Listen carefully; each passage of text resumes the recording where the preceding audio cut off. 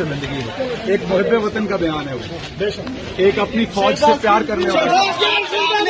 को उकसाने की कोशिश नहीं की, बिल्कुल भी नहीं। मैंने सिर्फ स्ट्रेटेजिक मीडिया ऐसे अफसरान जो गलत काम कर रहे हैं उनको कहा, बेसिक अफसरान। बस ये पॉलिटिकल विक्टिमाइजेशन हो रही है जो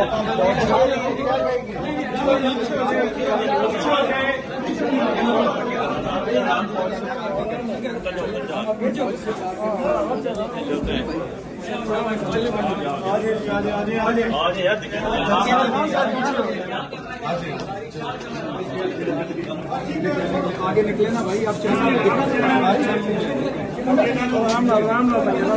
शर्मिंदगी है। एक मुहिब्बे वतन का बयान है वो, एक अपनी फौज से प्यार करने वाला। को उकसाने की कोशिश नहीं की, बिल्कुल भी नहीं। मैंने सिर्फ स्ट्रेटेजिक मीडिया ऐसे अफसरान जो गलत काम कर रहे हैं उनको कहा, बेसिक अफसरान। बस ये पॉलिटिकल विक्टिमाइजेशन हो रही है जो